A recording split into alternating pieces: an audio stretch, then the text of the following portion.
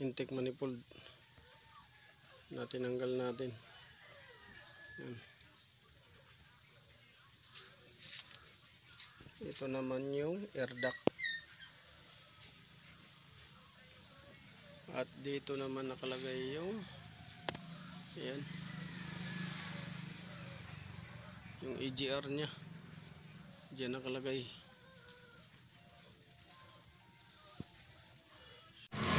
Hello guys, good morning. So welcome back to my YouTube channel. This is Autoboyson. So ngayon guys, mayroon akong i-share sa inyo sa mga may sasakyan, customer dyan, sa mga mekaniko na baguhan. So may i-share ako, importante ito. So marami na sa akin nag-PM noon, direct message din, bakit daw nagbabawas ng langis yung makina nila. So unang-una, kung bakit nagbabawas yung makina ninyo ng langis ay kadalasan sa leaking. Pangalawa, nagsusunog na ng langis. So yan yung mga common cause na dahilan. Nagsusunog ng langis at mga leaking nya sa gilid-gilid ng makina. So yan yung isi-share natin sa inyo guys, para magkaroon kayo ng konting kaalaman. So kagaya nito guys, yan, dito tayo sa spark plug. Itong number 1 na to ay nagsusunog ng langis. Susunog ng langis. So bakit nagsusunog siya ng langis? Mayroon dito kasi guys, spark plug cap seal, or minsan tinatawag dyan na high tension cable seal dito. Pag yun sira na, tumatawid yung langis dito. So that's the time na magsusunog na siya ng langis dito. Maliban doon sa intake valve, exhaust valve na lumulusot sa valve guide, valve seal, dito rin nagsusunog ng langis itong spark plug hole. So yan, basa doon sa dulo, ilalim, basa. So meaning yung seal dito ay umaangat na. So ang remedy yan, lalagyan ninyo ng silicone. Pero kung doon lumulusot yung langis sa may intake valve, sa mga exhaust valve, kailangan yun ay top overhaul. So dito hindi naman to mausok na makina, pero check natin yung spark plug kung nagbabasa ba. So nagbabasa nga yung spark plug.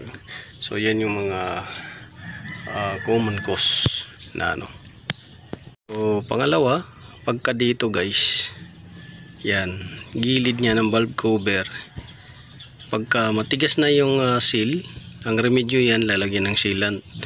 Pero kung crack na, palitan nyo na lang pag crack na. So yung valve cover seal, yan yung isang dahilan din kung bakit nagbabawas ng langis yung sasakyan ninyo. Maliban doon sa crankshaft, oil seal, front at saka rear. So doon rin lumulusot yung langis. So yun yung sinasabi ko sa inyo na mga leaking. So importante yan, dahil pagka yung oil kumalat sa makina ninyo ay mabilis uminit yung makina. At minsan yung mga natutuluan na wire hose nagiging malutong, at minsan nagkakaroon ng short pagka pumasok na sa connector yung oil. So kagaya dito, yung connector ng alternator, katapat nito, tumulo dyan. Yan, tuyo na yan siya guys, dahil nilinis ko ng gasolina, nilinis ko ng degreaser, nilinis ko rin ng carb cleaner para matuyo siya, maalis yung langis.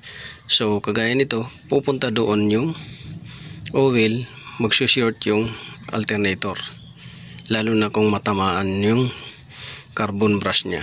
So dito pinatuyo natin yan gamit ang blower para maalis yung basa-basa na oil, langis, pati dito sa exhaust. So nagkukos yan guys ng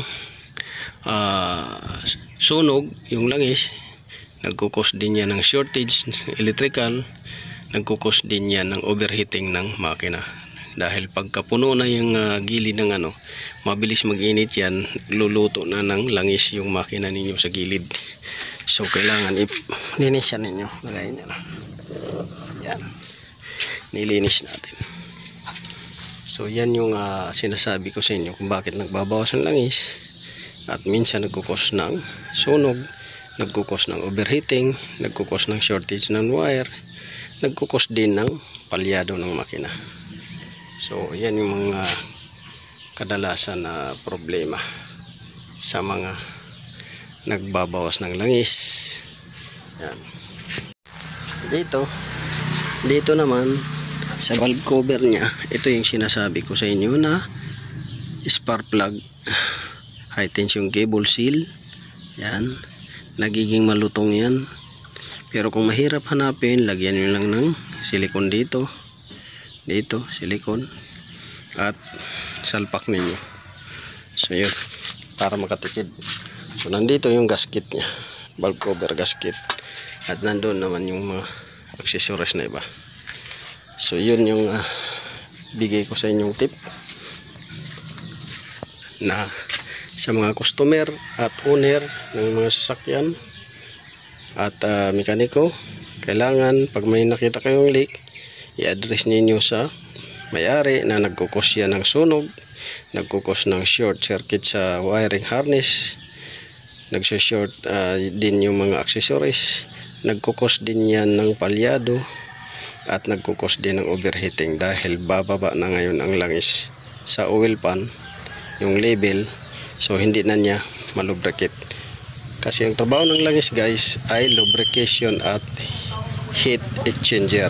So meaning kinukuha din niya yung init ng makina, kaya minsan mayroong tinatawag na oil cooler. So yun yung So this is automation. Sana nakatulong to guys sa inyo. At paki-like, share, subscribe na ating YouTube channel, pati na rin ating page. So once again, maraming salamat. God bless you all. So ito guys, itong ginagawa natin, inuna natin dito at isusunod natin yung kabila. So hindi natin pwedeng pagsabayin sila dahil matrabaho at delikado, baka malaglagan yan ng mga dumi o tornilyo o whatever na malaglag dyan, kung ano-ano man, kailangan i-close natin. Pagkatapos dito, doon naman tayo sa kabila. So yun yung gagawin natin na strategy technique. So ayun guys, natanggal na natin yung intake manifold. So medyo maraming tatanggalin lang dahil V6 engine to, masikip. Tapos yung iba, mahirapan ka na magtanggal ng connector dahil may mga sealant na. Ayan, yan, may mga sealant na siya. So pagka tinanggal mo yan, problema ka ngayon magbalik. So ang gagawin mo na lang, puputulin mo na lang yung wire at dudugtungan mo lang habaan, kagaya nung ito. Yan, pinutol ko na lang yung wire dyan sa TPS dahil naka-sealant. Yan, mahirap labas. So yan, ilinisin natin yan. Babaklasin pa itong valve cover dito sa left side. Yan, tsaka injector, baklasin pa. So ito yung intake manifold na tinanggal natin. Yan. Ito naman yung air duct. Guys, sana nakakuha kayo ng konting kalaman at naway ito naman nakalagay yung i-share din niyo sa ibang kaibigan ninyo, yung EGR para magkaroon din sila ng konting idea.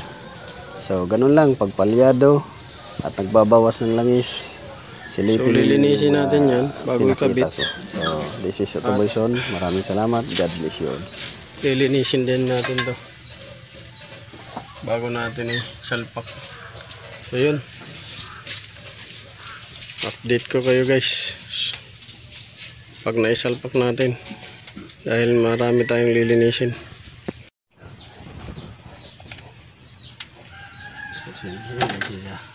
Ako 130 seconds.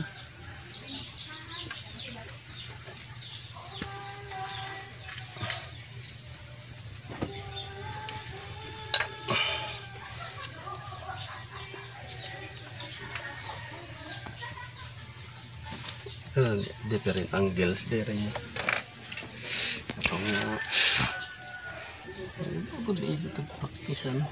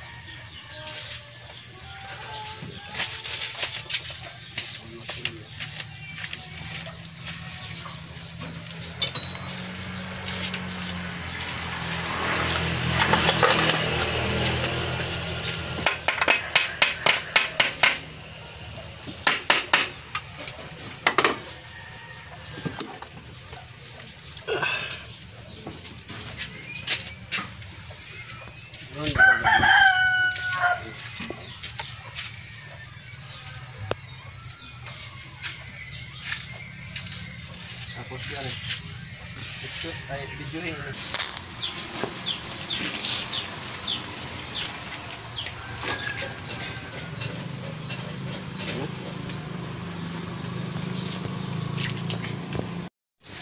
So ayan guys, tapos na yung ginawa natin. So tapos na yung aircon ginawa natin, tapos na rin yung engine leaking na ginawa natin.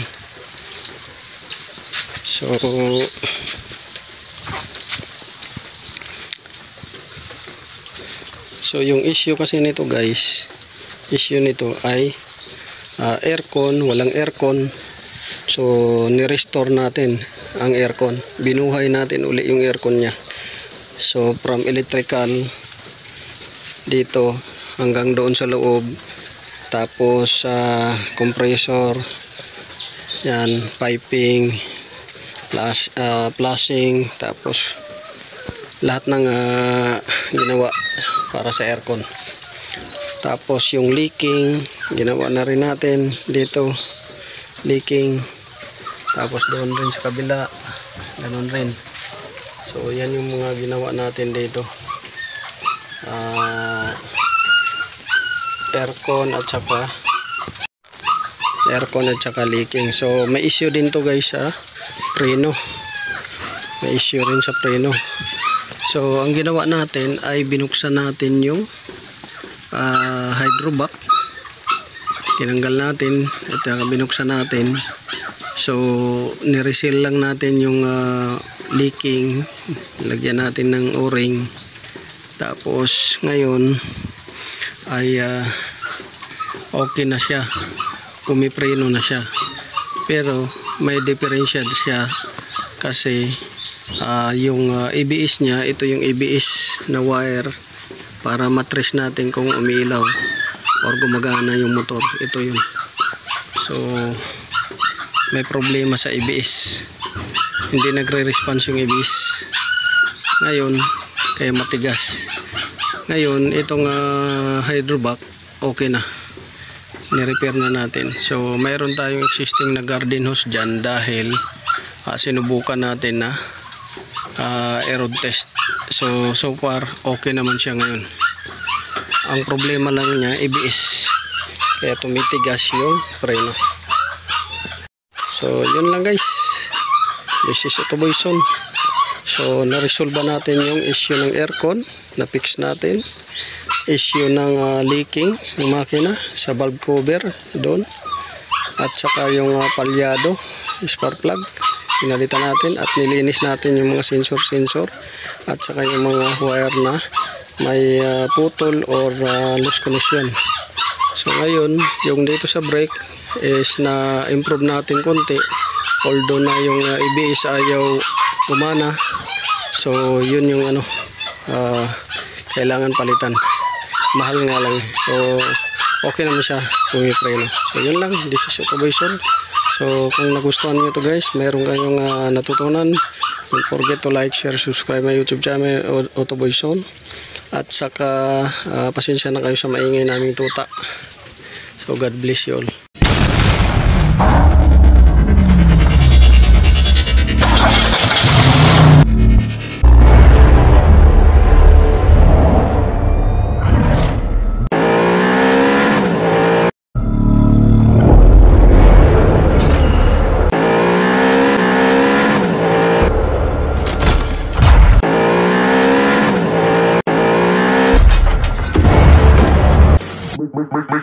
Make